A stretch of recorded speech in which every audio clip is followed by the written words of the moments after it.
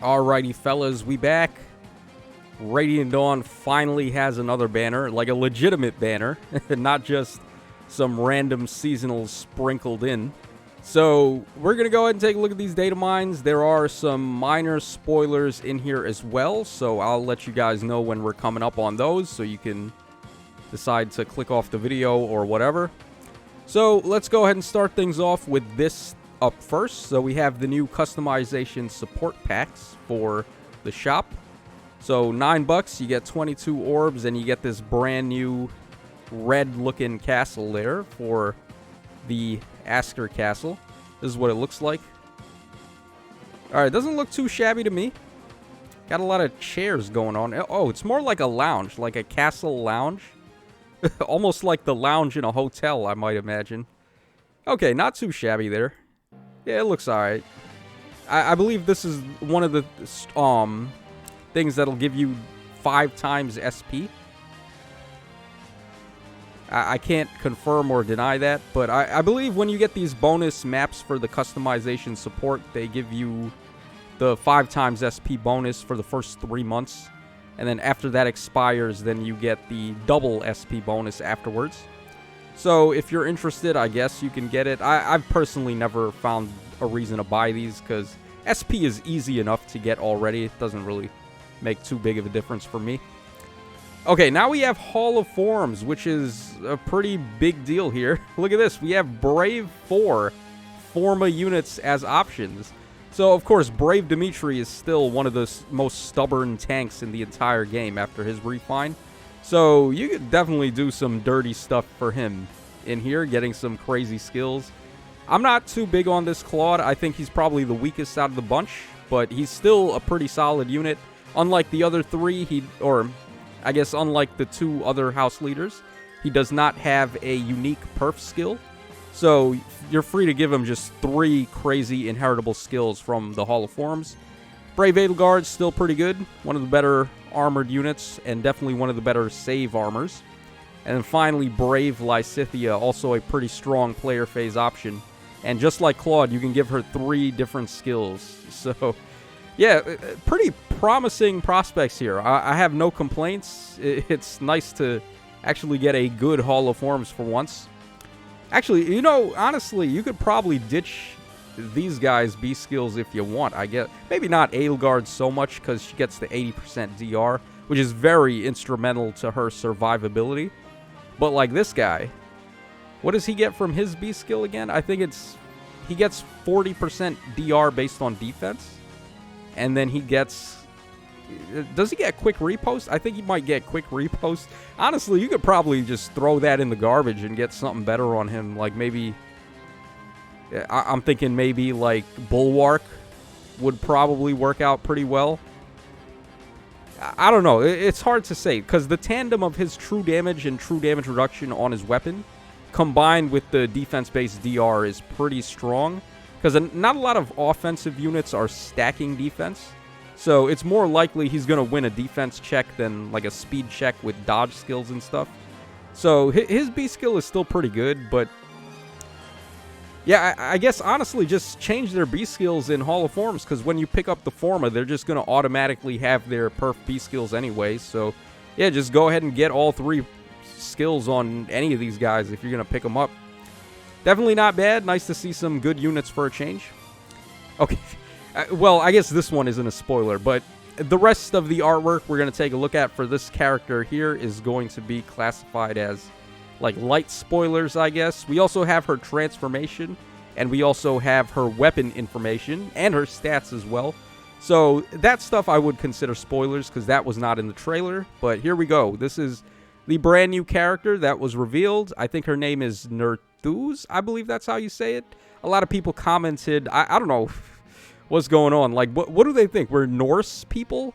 Like, do we look like Valhallan Vikings to Insis? How is anyone supposed to figure that the P/B in her name is pronounced TH, like the?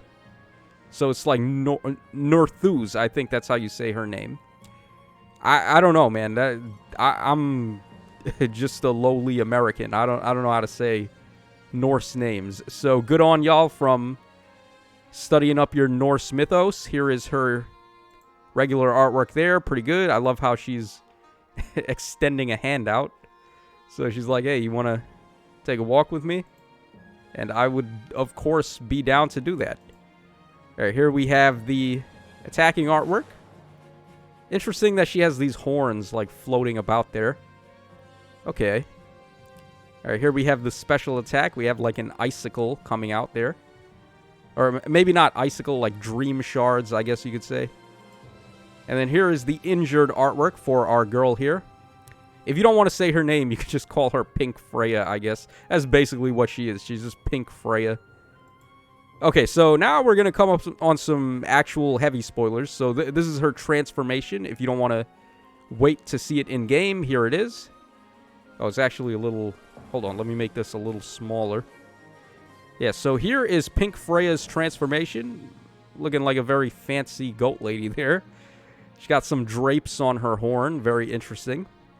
And she is a black goat. She's not a white goat like Freya and Freyr were. So, very interesting stuff there. Alright, now we're going to go ahead and take a look at her weapon and her stat line. So, her stat line, we can pull it up right here. I have it on the cheat sheet. So, 39 HP, 41 attack, 46 speed, 29 defense, and 19 res. Giving her a 174 BST overall. I would take this with a grain of salt, actually, because her BST seems a little low to me. At this point, melee calves are starting to push 180 BSTs, so these are basically going to be her enemy phase stats. So I don't really know if this is going to be true once she becomes a summonable unit, but I don't know. For all I know, it could be her actual stats, but it seems like they are a little bit low here, considering her BST. So just keep that in mind. She has a super boon on attack, apparently. And her weapon, Horn of the Land, has -1 special trigger at the start of combat if unit's HP is over 25%. Grants all stats up X during combat, where X equals the number of units' max special cooldown count value times 2 plus 5. So let's say she's got a 5-hit cooldown special. So that would be 5 times 2 plus 5. That's all stats up 15, basically. Well, she's got -1 special trigger, so the highest you could get here would be 4. Because, like, Aether and Gale Force would only cost 4 hits for her. So that would be 8 plus 5, which is 13. A little unfortunate there. You couldn't get plus 15, but still, I'll take plus 13 to everything. Also, grant special cooldown charge +1 per attack, so she will be a solid Gale Forcer with that. And neutralizes effects that guarantee foes' follow-up attacks and effects that prevent units' follow-up attacks during combat. So here we also have the null follow-up effect. Pretty good. At the start of turn, if unit is adjacent to only beasts or dragons, or if unit is not adjacent to anyone, unit transforms. And if she does, she gets attack up 2, and then inflicts attack and defense -4 and impact when initiating combat on a foe. Classic cavalry-type beast transformation effect there. So, pretty solid. Lots of stats here. We got some special ramping and also the cavalry beast transformation, so it doesn't seem too shabby. I would say, though, similarly to like when we saw Emblem and Embla and Legendary Veronica's weapon alone, it did feel like a piece of the puzzle was missing with them. And then later on, of course, we saw Severance and Enclosure, which really fleshed out their weapons. So I would imagine NerBuz is probably going to have a unique passive somewhere in there that's going to make her look a whole lot better than just what this weapon may imply. So keep that in mind. Alright, now let's go ahead and take a look at the new Radiant Dawn characters, starting with Mrs. Parody herself. I made the mistake of calling it Nihil yesterday when we saw the trailer, but it's actually Parody because that is the default skill that Lucia comes with. Also, it's not Nihil because Nihil was just dumb. Nihil does not target yourself, it only does all of its effects to the enemy. So it tells the enemy no, but then you're able to still do all of the same antics that you'd normally do. So yeah, Nihil, I don't know if they're ever going to add Nihil to the game, because that would just be way too unfair. But Parody, at the moment at least, seems to work the way I would anticipate Nihil would work if it ever did get added here. So just some food for thought. This is her injured artwork. So her artwork's pretty good. I've seen a lot of people saying they wish it was long hair Lucia, but I feel like this is a good take for Lucia because we are in Radiant Dawn here. If it was a Path of Radiance banner, then probably the long hair would have suited better. So her stat line, we have 40 HP, 41 attack, 45 speed, 29 defense, and 32 res for a 187 BST overall. Actually, hold on. Let's see if the Boons and Banes are available because I'm very early on the update here. See if anyone was kind enough to post the Boons and Banes. Okay, doesn't look like they're up yet, but I would imagine that our girl Lucia here probably has some Boons and Banes in attack and speed. Unfortunate she doesn't have the 46 speed that we've been seeing on all these units now, because her weapon forcing everyone to just one-on-one her with no extra stats or like support effects or anything like that. If she had the top speed in the game, that would have really made her dangerous, like way more dangerous than any other unit for a one-on-one fight, I would say. But 45 speed, there are a couple of units that will be able to beat her on the speed check, although, I mean, it's really tough to say. I feel like she's going to be a very strong unit.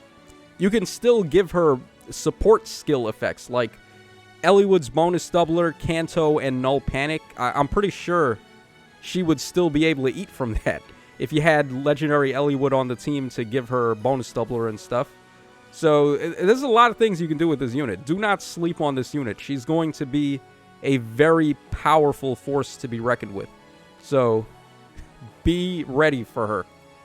Okay, now we have the Ascended Hero, Ascended Elicnia. Very awesome Ascended Hero choice. Now, her outfit is basically just her outfit from Radiant Dawn. There's not really anything too different here. However, I'll accept it because it is Elicnia, and if anyone ever deserved to get some kind of grace in this game, it's her. So here is her attacking art. Here's the special attack artwork. And finally, we got the injured artwork there. So her stat line is 38 HP.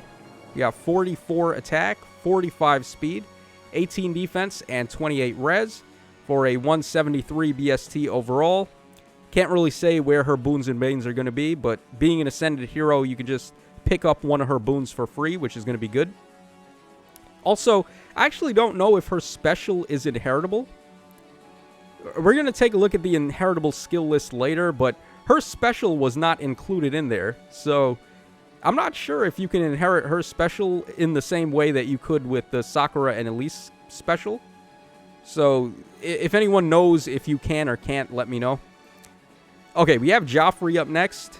Joffrey, a very interesting character here. He has his own chapter, basically, in Radiant Dawn. There's a chapter called Joffrey's Charge, which I'm sure a lot of people who played the game are definitely going to remember well. It's one of those chapters where you get a bunch of units that you don't really care to build up. So it's more like just a fun chapter. You just play for fun using a bunch of like rando units, and Joffrey kicks ass on that map. He's pretty strong on there. So it is fun to use him, at least in that map. Okay, so his stat line, we have 40 HP, 46 attack, 40 speed, 29 defense, and 25 res. He's got the 180 BST overall, which is why I think there's something fishy going on with NerBuz's stats there. But yeah, so this guy, he's melee cav, of course. He did not seem as impressive to me as Lucia or Elicnia did. He seems okay, but like, I mean, Lucia's weapon is just next level. And then Elicnia being the second offensive staff unit definitely has a lot of value. So unfortunately, as it sucks to say, the male units on this banner didn't really eat as well. All right, next up we have Bastion over here. I love this guy so much. He is one of the most entertaining characters in the whole series, pretty much.